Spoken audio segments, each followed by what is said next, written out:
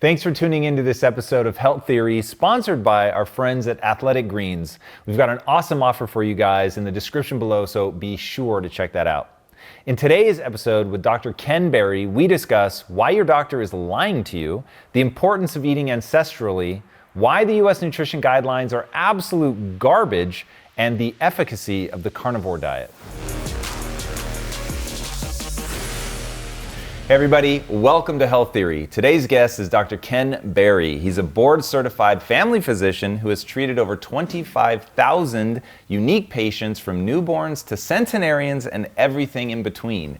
He's also the author of the controversial book, Lies My Doctor Told Me, a book he became obsessed with writing after realizing that much of what he had been taught in medical school about nutrition was just flat out wrong. After years of research and getting his own health in order through a bespoke ketogenic approach, he began challenging the medical establishment and trying to separate fact from fiction and help his patients achieve optimal health. But what I want to talk about is how this all started for you being a doctor that himself was overweight. Like, what did that trigger in you and how did that start this whole ball rolling? So I was raised in a very poor family, but a very proud family. And the parable that I grew up hearing was the parable of the preacher who was caught in the bar. And when the congregation said, "What are you doing, dude?" And he said, "You do as I say, not as I do." And that was the defining parable of my childhood. Don't ever be that guy. And so I kind of grew up with that philosophy. You lead by doing, you lead by example, and you lead the way. And so when a few years into my practice, I was almost 300 pounds. Whoa. I was pre-diabetic, all my inflammatory markers were getting crazy. And one day I remember I bent over to tie my shoe and got short of breath. And I was already starting to see the looks in patient rooms, when I'd be counseling a patient who was overweight, and I'd be telling them, the American Diabetes Association diet, or let's join Weight Watchers or Jenny Craig. And I kept noticing the glance down at my Dunlap. I don't know if you know what that is or not, but in the South, a Dunlap is when your belly Dunlapped over your belt, right? And so I'm like, yeah, I can't be that guy. I can't go in there and tell you, Tom, you got to lose weight, man, when it looks like my water's about to break. So then what was that first step? And so I climbed up in the attic, got down all my nutrition notes from medical school, and you might envision me coming down with this precarious tomes and stacks, and it was actually about this much. It was a small paperback book and a half semester worth of notes. Wow. And so I went through all that, and I'm like, maybe I forgot something, right? And to sum up what I was taught in med school, it was eat lots of whole grain, avoid saturated fat, and jog. And so I'm like, okay. So I started doing that, and I did it faithfully for a month and a half, and gained another 5 or 10 pounds. And so at that point, doctors have this thing. They always think their patients are secretly non-compliant. Right. Like, I tell you, join the gym, stop eating Cheetos. But secretly, I know you're in the bedroom eating the honey bun and you're not getting on the treadmill, right? And so, but the problem was, I knew I had been doing it. I wasn't fooling anybody. I was with me. I knew that I was jogging a mile a day, and I knew I was eating 0 saturated fat and eating multiple servings of whole grains and eating lots of fresh fruit, and I was gaining weight and my numbers were getting worse. And I said, okay, so obviously I don't know a damn thing about human nutrition. And so I went back to the drawing board and kind of stepped outside of my box and started reading books that we weren't given in medical school. And that was kind of the beginning of it all.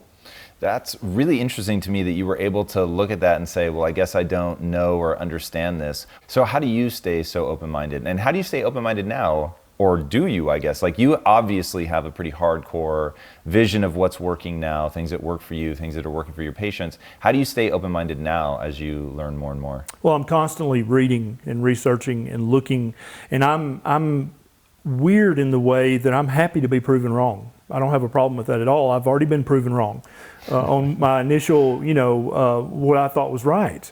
And so if someone comes along with something better, then I'm happy to listen, because my progress kind of followed a circuitous path. And so it was kind of a natural progression from paleo, ancestral, to primal, to low carb, high healthy fat, and then ultimately to keto. And then for the last 8 months, I've been almost exclusively carnivore. And that's actually been, for me, the penultimate step of my health. I've never felt this good and had numbers this good. All right, well, we're going to get to that. But first, I've heard you talk about how we've ended up here. And that's something that I find utterly fascinating. So how did the medical establishment end up preaching with a straight face, whole grains, and all of that stuff? Well, there's several things that kind of came together all at the same time. We had the misleading research by Ansel Keys, and then we had all of the big food corporations, and we had all this wheat, and we had all this corn, and so they had to sell that. And so it's almost like we created the perfect storm of big medicine, big pharma, and big food all coming together, all three making billions in profit, but everybody getting sicker because of it. But not sicker quickly enough for it to throw up a red flag. Because if I put strychnine in your water, obviously that was immediately bad, right? But if I just slowly poison you and it takes 20 years, nobody's the wiser. And so that's kind of how the chronic inflammation of the stupid American diet has come to a head. And now we have this other great thing called the internet, right? And so anybody can virtually look up any research study. And so when a doctor says, oh, all the research shows that saturated fat leads directly to heart disease, now there are people, they can print out every single study that has those keywords in it and look at it and go, where? I don't see it anywhere. Where's it at? I see hints of it, and I see, tiny relative risk values in observational research, but where's the definitive study that says in this control study, we show without doubt that A leads to B. You eat a lot of saturated fat, you get heart disease, the end. That study doesn't exist. And so now the cat's kind of out of the bag because anybody can look this stuff up, and you don't have to Google many words until you understand exactly what that study's saying. Talk to me about questioning things. So how do people, and obviously you encourage people heavily in your book to begin to question things and understand things and be their own advocate. What does that process look like? So the one thing that even I struggle with when I'm beginning a new topic is I don't know who the hell to listen to. And you're going to get a lot of conflicting voices. And the good and the bad of the internet is you can find anything, but anyone can also post anything. And so you get a lot of conflicting information. Do you have a way that you walk your patients through how to begin to discern fact from fiction? Most of the time, they've already done the trial and error research before they get to me, just because I tend to attract that kind of patient. People who are proactive, who have a plan, who want to get better. And then it also comes down to the N equals 1 of try it on yourself. And anybody who says, oh, you shouldn't eat an all-meat diet for a month, that's going to hurt you. Obviously, human beings, we've been doing that for millennia. That's not going to hurt you to try that for a month. If it doesn't work, move on to something else. Try vegan for a month, see what that does. There's enough people who've done that enough times. That's not a dangerous proposition. And so if you were going to, if somebody wanted to do an N of 1 protocol, which I am so into, and that's really become my obsession with dealing with Lisa's illness and realizing that all the literature in the world, like it'll take you down a path that maybe works for some distribution of the bell curve, but when you get down to that one individual person, different things react differently. But doing an N of 1 well is actually pretty difficult. So what do you suggest? Do you strip people down to, say, all the way down to a carnivore diet and then you build back in? Or do you taper them down slowly to pull them off of sugar? Like, what does your N of 1 protocol look like? Yeah, most people start out with just eliminating the obvious culprits. And so we'll get rid of all sugars, even organic, locally sourced honey and agave nectar that's organic. And people think, well, that's got to be good, right? No, that's pure sugar. And so we get rid of all sugars. That's step 1. And then we get rid of all grains. That's step 2. And then step 3 is to get rid of all vegetable oils. And so for most people, even olive oil? Well, not olive oil is good. It's naturally oily, right? You don't have to chemically express the oil, but more like seed oils, like canola, like soybean, the oils that have to go to the chemical factory to become oil. And so usually, almost always, those 3 steps are going to make people feel better. They're going to feel better, and that feeling better than you felt in years, that's motivation to go, okay, now I'm feeling great. I want to feel even better. What's the next step? And then that would vary for different people depending on what conditions they had and where they're from in the world, where their ancestors have lived for the last 100,000 years, how much they're willing to give up versus what kind of compromises they want to make. So many variables come into play, and that's why they call it practice. That's nice. I like that. Even if something is completely natural, like a local, organic, naturally sourced honey right from the comb, you're biting into it yourself. Like, why do you have them strip out that? I think a lot of people believe in natural. And I believe in natural, but what we have to do is we have to make our diet as ancestrally appropriate as we possibly can, because human beings have been on this planet as Homo sapiens for about 200,000, 250,000 years. And in that time, we ate lots of certain foods, and you can go back and you can look at the nitrogen and carbon dating, and you can pretty much figure out what different peoples ate in different parts of the world. And so we know that at no time in history did people live on 300 grams of carbs a day or 350 grams or even more a day like we do in modern society. That never happened. The vast majority of humans on the planet ate lots of fatty meat. They would eat some veg either on purpose or if they couldn't get fatty meat. And then once a year, they would eat some berries and maybe some fruit, depending on what latitude of the world you lived in, right? And if you live far enough north or far enough south, you didn't even eat that in the summer. It just didn't grow. And then maybe once a year, if you lived in the right part of the world, you'd find a honey tree. And oh yeah, the entire tribe would wear that tree out, right? And they would lay around in a sugar coma for 3 days. But that happened once every year or two. That wasn't an everyday thing.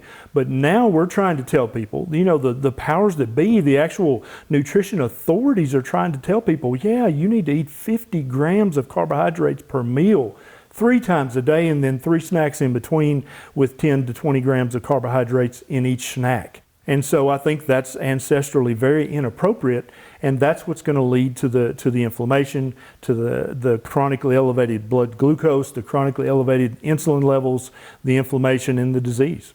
So I think a way into that to get people to understand how it can cause such a metabolic disconnect is what you say about milk. And I've never heard anybody talk as directly about milk as you do. So walk us through, how much milk should people be eating, why or why not?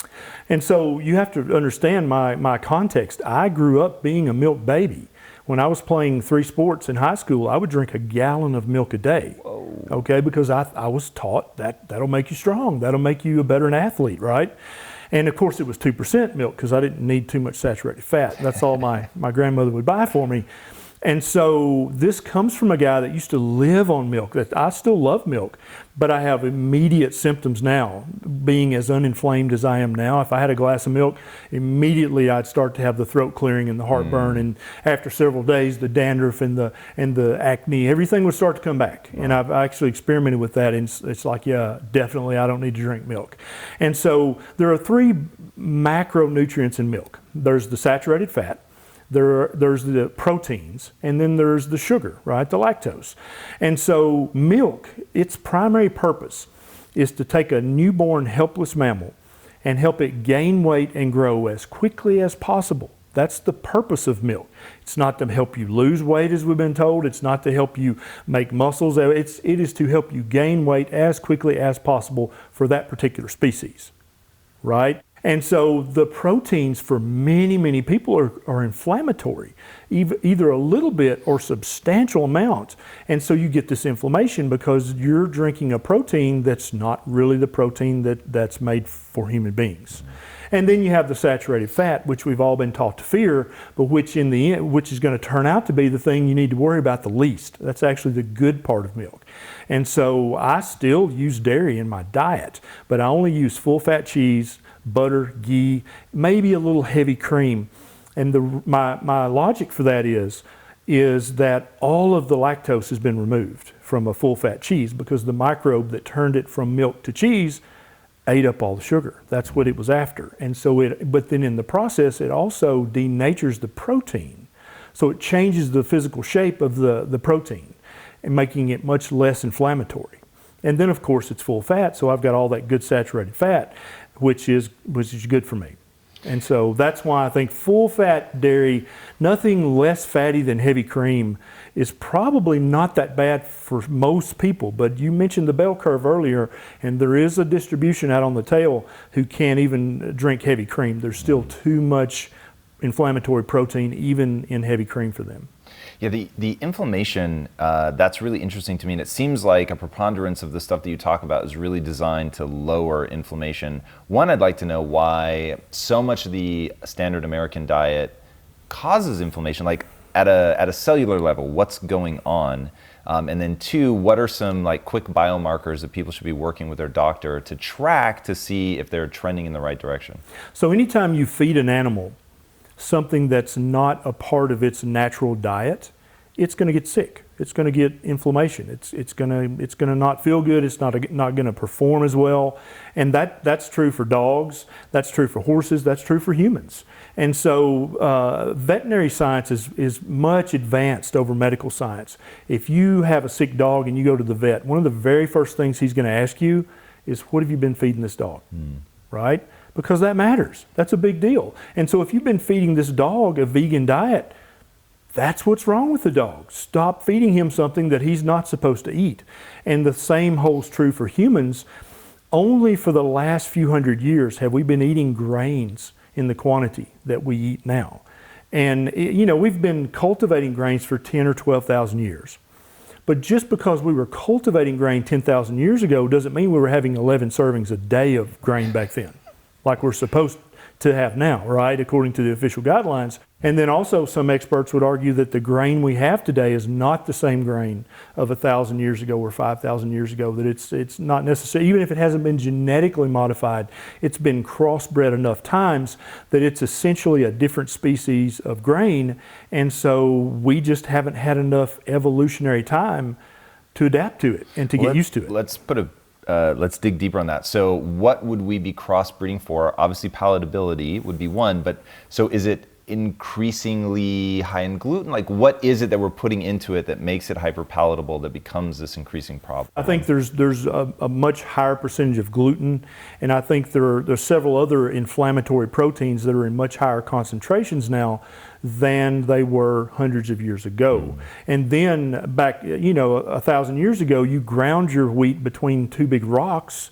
and so it was barely processed. And now we grind it up into the finest powder imaginable, which makes it hyper palatable. It makes it easy to eat a lot of it, and you don't have to really do any work to eat it. And then if it is inflammatory for your system, which I think it is for most humans, the surface area contacted by the tiny particles of wheat is much, much greater than the surface area that would be contacted internally with the more coarse ground wheat of the past. That's interesting. And are you talking about that from a permeability standpoint? Yeah, both. Yeah, absolutely. And so much of grain is insoluble fiber, right? You can't digest it at all. Your bacteria might use some of it in the large bowel, but as far as you digesting a lot of it, you can't, right? And so, but when you grind it up into the finest powder imaginable, then your body's more able to assimilate even more of it, and you wind up with more of an inflammatory shock because you're able to absorb more of it. It's really interesting. I want to go back to what you said about veterinarian medicine being ahead of human medicine, and that they lead with what are you eating. Why do you think that's the case? That's actually really interesting to me. Because it makes good sense.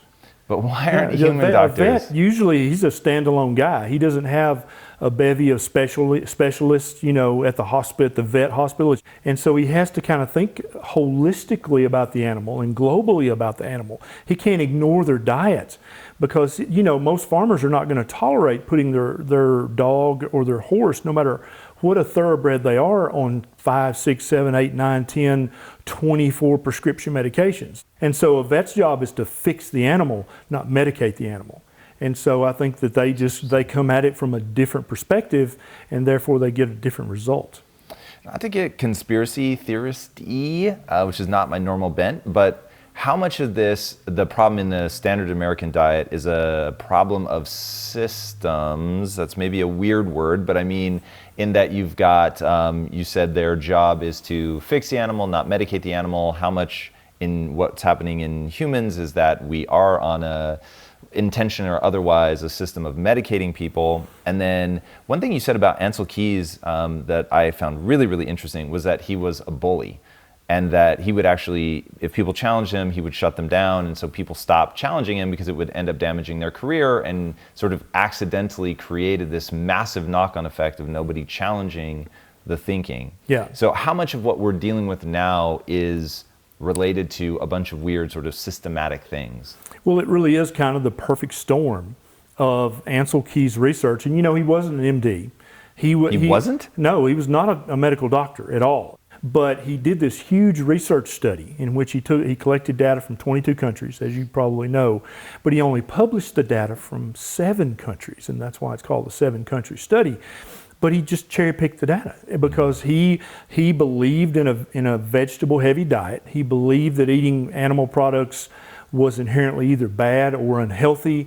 And so since his research was not really peer-reviewed in any meaningful way, since it wasn't double-blinded, since it wasn't randomized, his bias slipped right into the research. And that's one of the system things that is our current nutritional research is terrible because of those very things. Most of the studies are observational in nature. Most of them use a food frequency questionnaire, and they'll ask you questions like, how many cups of ribs have you eaten in the last 3 months? Or how many pounds of broccoli have you eaten in the last 3 months? Who could possibly answer that in any meaningful way? And so if the researcher has a bias, it's human nature. It's not a conspiracy. It's just human nature. If you believe something and there's nobody looking over your shoulder, your belief is going to seep into your work. But the problem is that a lot of the schools of nutrition and a lot of the medical schools still cite that research routinely as gospel. And so until enough people know better than that and stop doing that, that research with his inherent bias is going to keep slipping into the medical recommendations. And that's just one of the many systems that I think are broken, that have to be fixed before we can be a healthy people again. And what does fixed look like? So what did you do to yourself? What do you teach your patients? So you got to get rid of all the sugars. You got to get rid of all the grains. You got to get rid of all the vegetable oils or the seed oils. And then for some people, that's it. That's all they need. At that point, their body, the inflammation gets better, their markers. What markers are you tracking? So there's a bevy of them, and different experts kind of have their own favorites. But you could look at erythrocyte sedimentation rate. You could look at a CRP, which you can have a high sensitivity, or cardiac, or just a regular CRP, which is a C-reactive protein. You can look at homocysteine levels. You can look at ferritin levels. You can look at all of these different markers. And the problem is we haven't done this enough for long enough to really know which ones are the very best, right? Some people look at fibrinogen. There are all these other markers that we're still kind of experimenting with because everybody's been so busy prescribing pills. They haven't been looking at, hey, what's the best marker for inflammation so I can know I'm having a meaningful effect on this human. But most people, when they do step 1, 2, and 3, and then start playing around with some of the other steps they can do, they feel so much better that they don't care what the labs say. They're like, no, dude, I haven't felt this great in 10 years. And that's not to say you never can have sugar or grains or any kind of oil again, but that needs to be a rare treat, just like it was 50,000 years ago. But if you do that every single day with snacks in between, you're going to suffer. What do you think about constant glucose monitoring? I think that's going to turn the tide on a lot of the recommendations that endocrinologists give their patients. It's going to turn the tide on the recommendations and advice that registered dietitians give their patients, because currently patients will check their blood sugar once or twice a day. And so I was pre-diabetic. My A1C was 6. I was moving that way, right? But if you checked a fasting blood sugar on me back then, it would have been normal.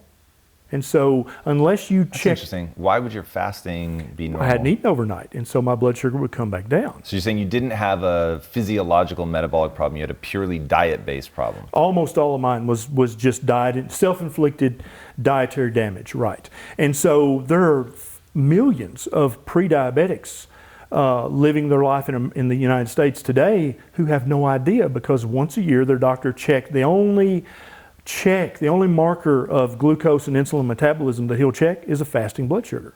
And if that's all you check, you're blind. And so when you check a fasting blood sugar and it's 90, all you know is at that moment in time, this person's blood sugar is normal. That's literally all that tells you. It doesn't tell you anything about the past. It doesn't tell you about their average.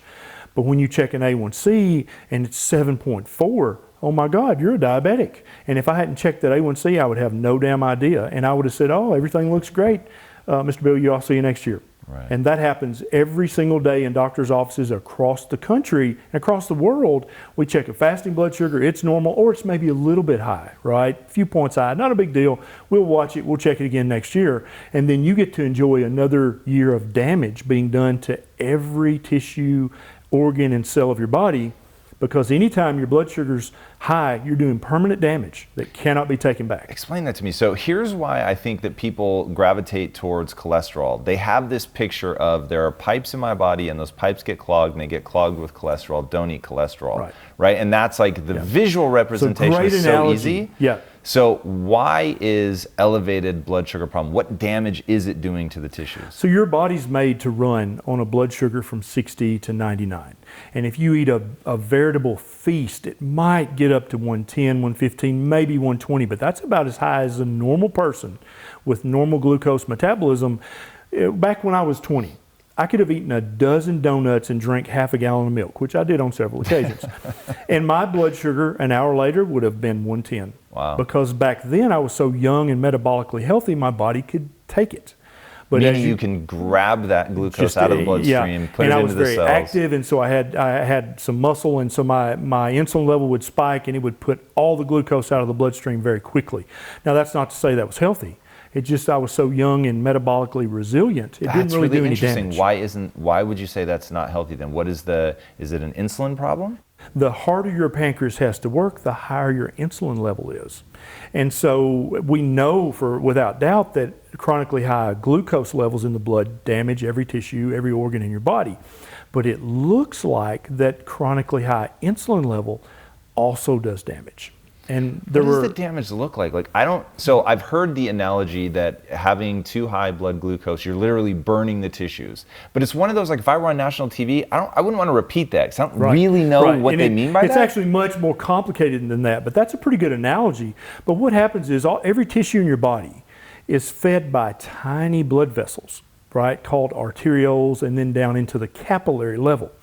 And when the blood sugar gets high, it causes inflammation, and then the chronically high insulin as well is going to inflame those, it's going to damage those, and they'll start to close off.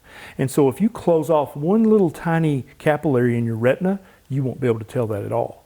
But if you close off one a day, within 20 years, you're going to be going to the doc saying, Doc, I don't know, something's wrong with my eyes, I can't see good. And so you've got 20 years of damage. It's too late at that point. But the tiny blood vessels, that's what's being damaged. And so when your retina, or when your brain, a part of your brain, or when your penis loses its good blood supply, it stops working, and that's a problem. And so for years we were taught that if you're type 2 diabetic, you're just not making enough insulin. Turns out that's complete rubbish, because we can check a lab called a C-peptide, which tells me exactly how much insulin your pancreas is producing. When the beta cells in your pancreas make insulin, they make a pre-proinsulin, which is 2 insulins and a C-peptide stuck together. And then when you excrete that, the C-peptide breaks off, and we currently say it doesn't do anything, but think about that. That's ridiculous. It absolutely does things. What we should be saying is we don't know what that does yet, but it does something. But insulin is constantly fluctuating in your system. And so you can't check just to spot insulin, because if you've just eaten, if you haven't eaten, all those things, if you're under stress, if you're sick, all those things affect your insulin levels. And so checking just to spot insulin doesn't really give you much information. But your C-peptide levels stay pretty constant in your blood around the clock. And so when I check a spot C-peptide and it's elevated, that tells me without doubt your pancreas is having to work too hard to make insulin to put the blood sugar out of the bloodstream, right? And so where does it put it? It pushes it out of the serum, out of the bloodstream, into the cells. And so what we used to say is, oh, the lock and key mechanism of the insulin somehow is gummed up. Your insulin can't let the blood sugar into the cell. But Jason Fung, a nephrologist, said this very elegantly. Basically, the cells are already full of sugar because of the orange juice and pancakes and bowl of fruit you have for breakfast. Right? And so then when you come along and you have lunch, you know, two sandwiches, 4 slices of whole wheat bread, now you've got all this more glucose. Your insulin level spikes even more trying to push it into the cells. The cells don't have any room. They're full of glucose. And so your blood sugar starts to stay high, and that's the beginning of prediabetes and type 2 diabetes. That's really interesting. Is it true that cells will actually reduce the number of insulin receptors that they have to begin basically saying, hey, I'm full? And eventually they will kind of become insulin resistant. But that doesn't start out that way. And so like when I was 20, I could eat that dozen donuts, and it would just push it all into the cells. Even though that wasn't good for the cells, it still kept my blood sugar down. It's really interesting, and I literally have no idea the answer to this question, but it's putting the glucose into the cells because the cell is simply storing it, or because the cell can actually use it as fuel right then and there? Both, yeah. That's interesting, which is why I'm guessing, correct me if I'm wrong, that exercising can actually wildly impact your likelihood of becoming diabetic or having diabetic symptoms. That's exactly you're right. Using the glucose. And then actually doing some exercise before you eat can open the muscles, and they can accept much more of the glucose out of your bloodstream. And so a lot of people use that as a hack. If they know they're going to grandmother's house or going to the buffet, they'll work out right before they go, or they'll do something that Tim Ferriss talks about in his book, The 4-Hour Body. They'll go to the bathroom and they'll do 20, 50, 100 bathroom stall squats.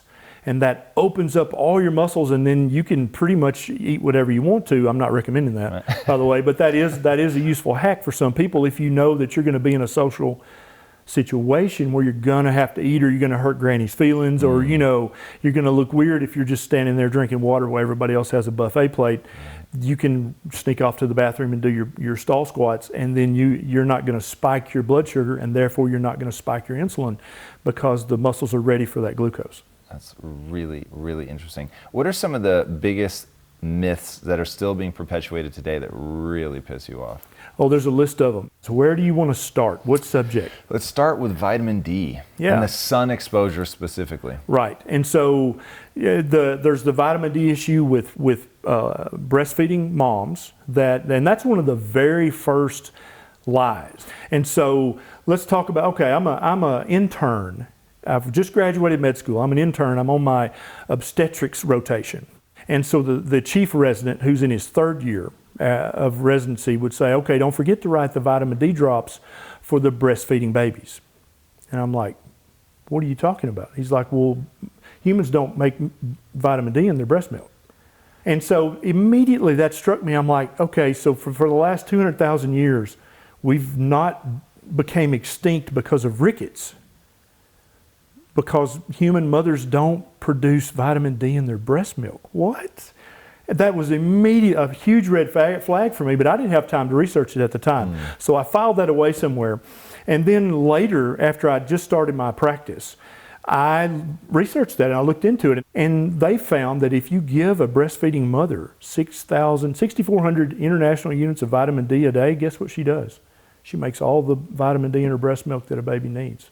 And so if the mother's deficient in vitamin D, then she doesn't produce vitamin D in her breast milk. Wow. But if she's getting the vitamin D that she would have gotten 100,000 years ago from being outside all day and from eating all kinds of grass-fed fats, you know, fatty meat, the yolks from eggs, any fat that she could get her hands on, brains, then she would be getting all this vitamin D, and she would produce more than enough vitamin D for her baby. And so absolutely women can make vitamin D in their breast milk if they are not deficient in vitamin D themselves, which women are capable of doing if you'll feed them the ancestrally appropriate human diet and let them go play in the sun.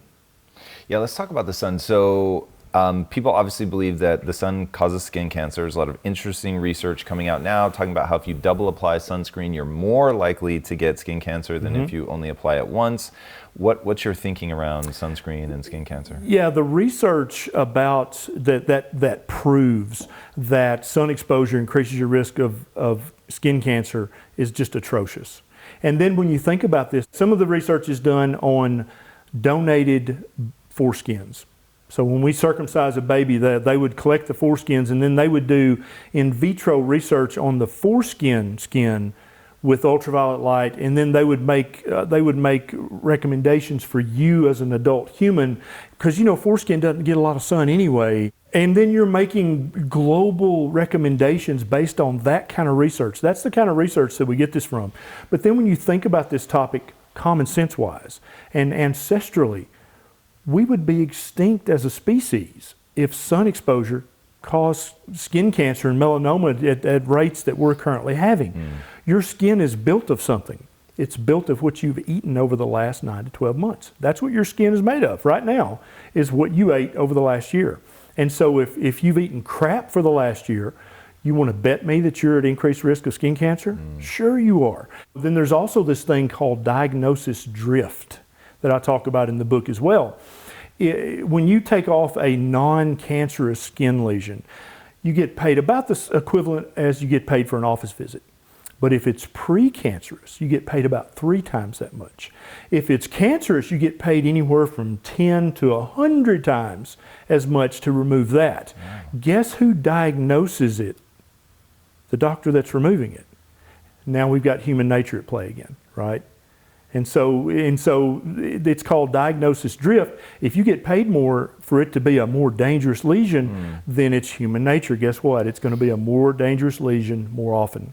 And so a lot of the increased cancer rate is diagnosis drift. A lot of it is from our terrible diet that we're trying to build skin out of. That's really interesting. So what do you think is happening at the cellular level based on what I'm eating that would cause that particular cell to become cancerous? Like, is it damaged fats? Like what? So every cell membrane in your body has to have cholesterol to function properly. And so when we tell everybody, you got to eat less cholesterol, and I'm going to put you on this pill to lower your cholesterol even lower, and I want you to eat lots of whole grains, and I want you to use canola oil, because if you use bacon grease, that's going to give you a heart attack, right? And so when you're using basically what amounts to artificial fat instead of real fat, you're building inferior cell membranes. And so every cell in your body is at increased risk of something bad. And in the skin, that could wind up being eczema, it could wind up being psoriasis, it could wind up being one of the skin cancers. Wow, that is crazy. You are what you eat is such a powerful sentiment. And it sounds like a truism, but it is. It's absolutely a fact. Let's talk about a true carnivore diet. First of all, what made you want to go that far? And then what does a carnivore diet look like? Is it just I eat beef, or is it organ meats and all that stuff? Yeah. So I had kind of come from standard American diet to primal paleo, to low carb, high healthy fat, to keto. And on keto, I was eating a ton of fatty meat and a little bit of vegetables. And I enjoy green vegetables. But then I kept, I'm always researching, I'm always looking and studying. And I saw this excellent lecture by Dr. Michael Eads. He was talking about Neanderthals and what they ate. And Neanderthals were exclusively carnivore unless they couldn't get meat. And then they would eat whatever, of course. But if they could get fatty meat, that's all they ate. They didn't eat anything else. And about that same time, Nisha and I, my wife, we checked our 23andMe data. And when he got it back, I had more Neanderthal DNA than 97% of the population. Oh. And so it was just kind of fortuitous that both those things happened at the same time. And I was like, I'm going to try it for a month. What could it hurt? And so at the end of that month, I felt so much better. I'd lost another 4 pounds. People were saying, you look better. You've lost weight. Like they could see even from keto to carnivore, my inflammation was even better. I felt better. I used to have terrible heartburn every day, even with paleo primal. When I went keto, it was about 80% better. But then when in a carnivore, I have zero heartburn ever. Break down carnivore for me. Are you eating chicken?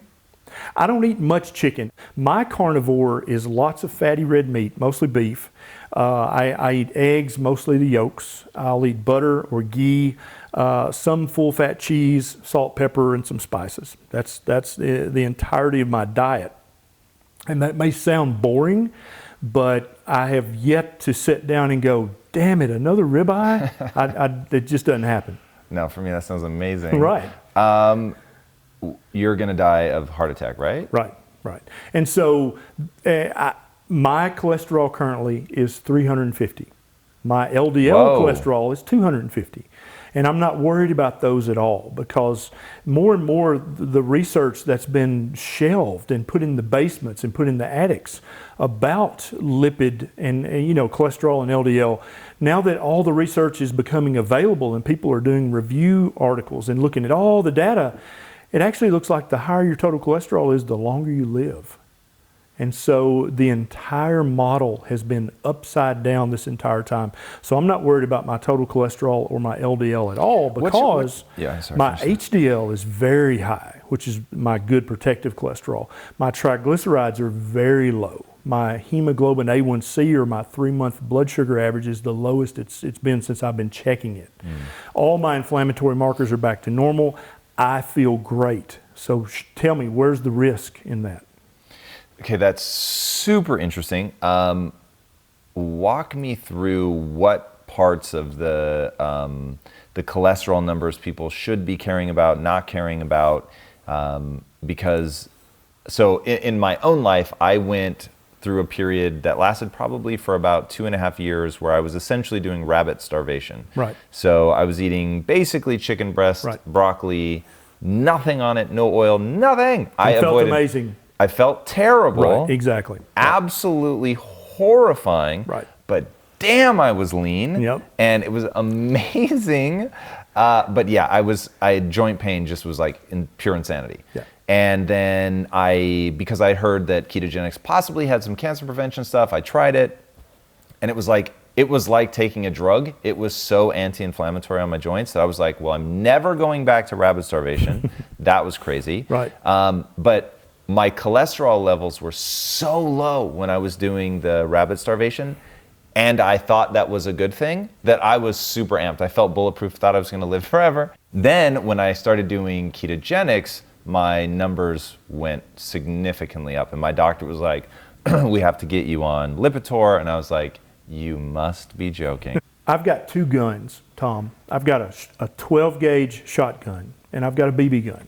You're gonna get shot with one of them. Which one do you pick? I'll take the BB gun if I may. That's it, and that makes good sense. And so my contention is that an elevated A1C, an elevated C-peptide, which tells me your blood sugar and serum insulin levels are always high, a very low HDL and a very high triglyceride level, those 4 tests, that's the shotgun.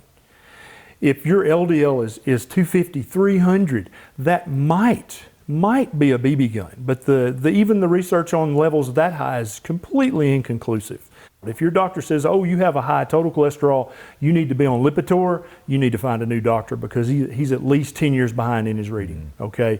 Now, if he talks about LDL, then he's at least current, but still, when you look at the research in its totality, it's not a risk factor. It might be a BB gun, but it's not the shotgun that high blood sugar, high insulin, low HDL and high triglycerides are. That's the shotgun that's going to kill you. It's really interesting. So talk about salt, blood pressure. Seems to be a lot of misunderstanding around salt. Yeah, and so human beings and all mammals really love salt and crave salt. But in human beings, we consider this a character flaw. If you like salt and actually eat it, something wrong with you. You're not very bright, or you just don't care about your health. But what about the deer in the wild that will walk for miles to lick a certain mud or a certain rock that has a high salt content? Are they gluttons as well, or they just don't care about their health? I doubt that's true. I think they're doing that for their health. The blood of mammals is very salty. Okay. If I check a basic metabolic panel on you, your sodium level is going to be 135. Your chloride level is going to be 110, right? Your magnesium, which we all want to talk about, is going to be 2.5. And your potassium that we all want to talk about is going to be 3. You see the difference in those levels. Your blood is meant to be very, very salty. If you have normal kidney function, then you effectively can't overdose on salt. Your kidneys can excrete so much sodium and chloride that it's ridiculous, okay? Your kidneys are not going to let you keep too much salt in your body. Even the research in people with end-stage heart failure, they do worse on a salt-restricted diet. And you would think that's the very people they should really be restricting their salt, and doctors tell them to do that every day. But when you actually look at the research, they do worse on a low salt diet than a normal salt diet.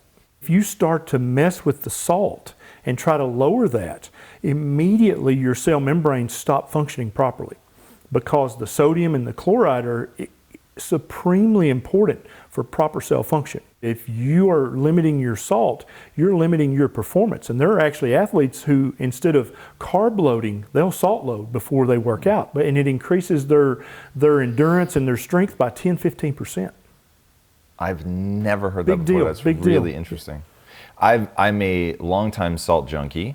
I used to eat rock salt. If you've ever had that, I'm guessing where you grew up you have. Sure. I used to eat rock salt till I got nosebleeds. There's just something about salt. One more thing. What do you think the carnivore diet is doing to your microbiome? Like, is there anything to think through there in terms of the microbiota that are feeding off of greens? And I think that's a hugely important question. I think the gut microbiome is a completely unknown entity. But what I do know is that the multiple carnivores that I correspond with have no problem in the bathroom. There's no problem with constipation, with diarrhea. Everything works like a charm. There's no problem with that. And so all their markers are good. And so we go back to that again. They feel great and they look great in the lab. So where's the problem? Right? Now, I'm not at all discounting the gut microbiota. I think it's a huge deal. And so I think that probably in starvation situations, when we're having to live on, grass and grains and stuff, I think that we can use the gut microbiome to help make fatty acids and to help make other nutrients. But when you're feeding the body what it needs, which is mostly fatty meat and maybe a little bit of veg, you don't even really need the gut bacteria to do that work for you because you got it. Very, very interesting. Before I ask my last question, tell these guys where they can find you online. So I do most of my work on YouTube. I have a few YouTube videos you can check out. If you just search Dr. Ken Berry, you'll find me. And then I do a lot of work on Facebook and Instagram. The same search ought to turn me up. Love it. All right, my last question. What's the one thing that people can do that will have the biggest impact on their health? The one thing you can do is to realize that you are literally made of what you eat. And then to go back in time mentally and think, what did we eat 10,000 years ago? What did we eat 100,000 years ago? Because your DNA has not changed at all since then. You are the same creature that used to roam the savannah 100,000 years ago. You are the same genetic animal. You have to eat the food that they ate or you will suffer. And when you start eating processed grains and processed sugars and processed vegetable oils at the amounts that we currently eat, that's going to lead to nothing but chronic disease. Amazing. Thank you so much My for pleasure. being on the show. That was incredible. All right.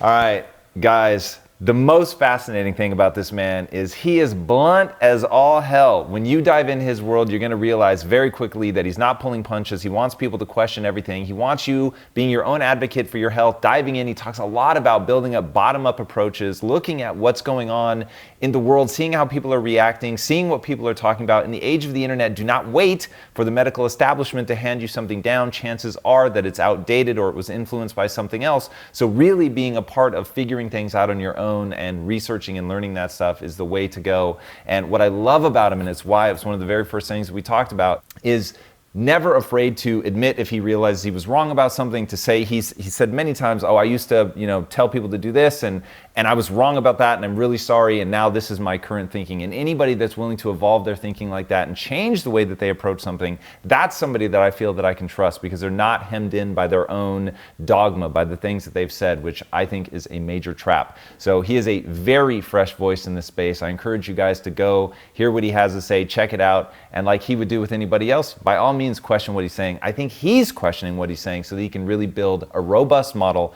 that actually works in the real world. And that's why I'm so intrigued. All right, if you haven't already, be sure to subscribe. And until next time, my friends, be legendary. Take care. Thank you, sir. All right. Amazing. Hey, Impactivists. I hope you loved that episode. And now I want to take a moment to introduce you to our awesome friends at Athletic Greens. Athletic Greens is one of the best all-in-one whole food supplements out there. And as I hope you guys know from watching the show, you need to fuel yourself with the right nutrition if you want to be at your best every day. And I'm talking cognitively, psychologically, physically, all of it requires absolutely top-notch nutrition. And as you guys know, to me, the gold standard is without question eating a whole food diet whenever humanly possible. But making that a daily reality is easier said than done, and sometimes you need another great option to getting your daily nutrition, and that is where Athletic Greens comes in, and I think they deliver a product that is absolutely kick-ass. I love that these guys make it easy and efficient for you to get your daily nutrition when whole food isn't an option. One scoop of this stuff has 75 high-quality, whole food-sourced ingredients and the antioxidant equivalent of 12 servings of fruits and vegetables. It is easy to tell how amazing this stuff is by the number of people that recommend this, and I'm talking high caliber people. In fact, a bunch of Impact Theory alums recommend Athletic Greens, including Tim Ferriss, Peter Diamandis, and Michael Gervais. So I want you guys to try this for yourself, and to that end, we have a very special offer for you. You're gonna get 20 free travel packs and a free mixer bottle with your first purchase. That way, you guys are gonna be able to stay on top of your health at home and on the road. Just click on the link in the description below or visit athleticgreens.com/health theory to give it a try. That's athleticgreens.com/health theory, or click on the link in the description below and try that special offer out today. Enjoy, my friends, and be legendary. Thank you guys so much for watching and being a part of this community. If you haven't already, be sure to subscribe. You're going to get weekly videos on building a growth mindset, cultivating grit, and unlocking your full potential.